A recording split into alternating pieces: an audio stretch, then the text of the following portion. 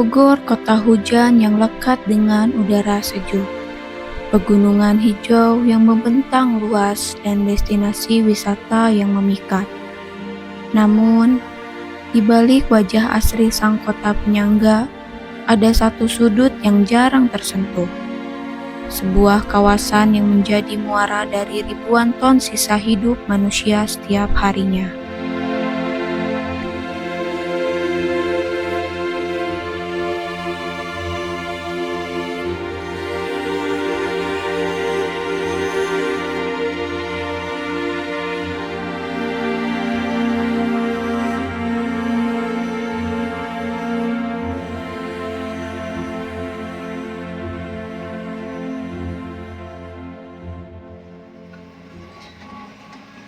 Selamat datang di Desa Galuga. Di sini, hamparan sampah yang menggunung bukan hanya menyimpan limbah, tetapi juga cerita tentang perubahan alam dan perjuangan nafas masyarakat di sekitarnya. Dulu, wilayah ini adalah lahan terbuka hijau yang adem, namun waktu telah mengubah segalanya. Ya, bedanya mungkin kalau dulu sih tempatnya kan masih lahan juga masih kosong ya. Tanah juga mungkin tanah masih tanah alami lah. Jadi perbedaannya kan sekarang seluruh tanah di sini tuh udah di apa sih? Sudah ada sampah semua gitu. Mungkin perbedaannya seperti itu. Di tengah bau menyengat yang menusuk hidung, muncul sebuah ruang ekonomi baru. Sejak fajar menyingsing, para pemulung telah bersiaga di antara roda-roda truk raksasa, memilih plastik, kardus, hingga logam. Bagi sebagian orang, ini adalah pekerjaan kotor. Namun, bagi Pak Suherman dan kawan-kawannya, inilah satu-satunya cara menyambung nyawa. Daripada mereka istilah nganggur, butuh gaya hidup kan, cari kerjaan nggak mudah. Apalagi di zaman sekarang ini seperti nggak punya pendidikan lalu kerja, mau kerja apa?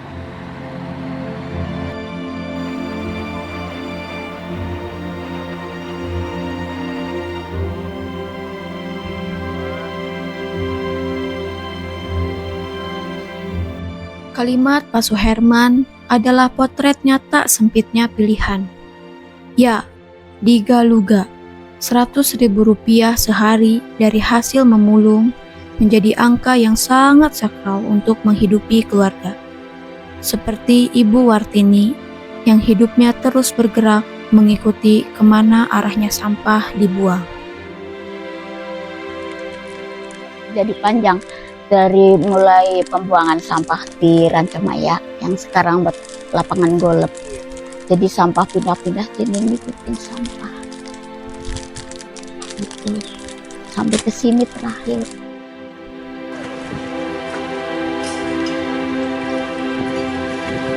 Ironisnya memang para pemulung ini sebetulnya adalah pahlawan tanpa tanda jasa dalam rantai pengelolaan sampah.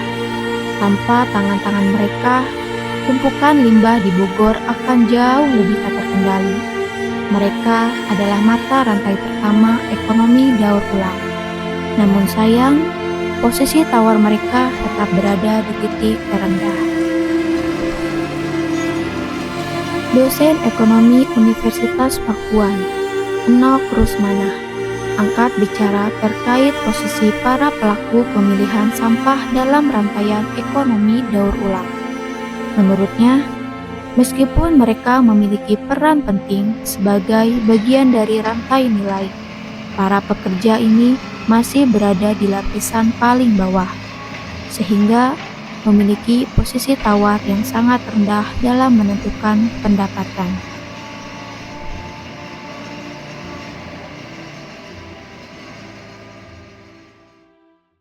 Oke, kalau terkait dengan TPA Galuga, mungkin di sini ada peran para pemulung ya. Peran mereka itu sebetulnya di satu sisi mereka sebagai salah satu rantai nilai sebetulnya, tetapi tentunya tidak terbatas sama pemulung karena mereka juga ada biasanya pengepul ya di situ. Bahkan lebih atasnya lagi mungkin ada juga perusahaan produksi gitu yang menampung nanti bahan baku material dari mereka seperti itu. Mereka dengan sendirinya akan melakukan pemilahan karena mereka akan mencari sampah-sampah yang memang si sampah ini masih memiliki nilai untuk didaur ulang. Dari rantai nilai gitu ya, mereka berada di paling bawah sebetulnya. Jadi kalau kita tahu yang biasanya yang paling bawah itu posisi tawar untuk seperti revenue yang mereka dapetin gitu, itu rendah sekali gitu. Jadi itu.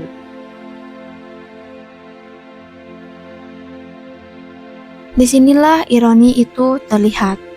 Mereka membantu sistem pengolahan sampah berjalan, tetapi hidup mereka sendiri tetap berada dalam keterbatasan. Kini muncul rencana pengolahan sampah menjadi energi listrik di kawasan Galuga. Harapannya, sistem ini mampu mengurangi timbunan sampah dan membawa perubahan bagi masyarakat sekitar. Namun, di balik harapan itu, ada kekhawatiran yang dirasakan oleh para pemulung. Mereka takut perubahan justru menghilangkan mata pencaharian yang selama ini menjadi sumber hidup mereka. Ya memang tanggapan saya kalau pemerintah punya keinginan seperti itu, ya kami pemulung pun yang tersingkirkan lah. Gitu. Hanya itu aja harapan. Ya syukur-syukur juga proyek itu terjadi, lalu kami pemulungin jangan dari karyawan apalah semampunya. Yang seumpama ilmu saya hanya seperti ini, Bapak punya ilmu seperti ini. Bagi Pak Herman, perubahan boleh datang. Mereka tidak menolak perubahan, tetapi berharap tetap diberi ruang untuk bertahan hidup. Hal serupa juga dirasakan oleh Pak Suryadi. Sudah berkeluarga dengan 3 anak untuk dibiayai. Memiliki harapan agar pemerintah lebih cepat merespon kebutuhan masyarakat di sekitar TPA.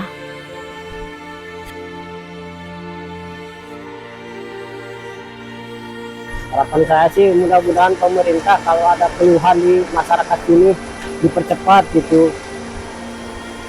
Sekarang mah lama, kalau ada apa-apaan lama, uang kebauan juga itu nggak besar, sedikit, itu juga setahun sekali.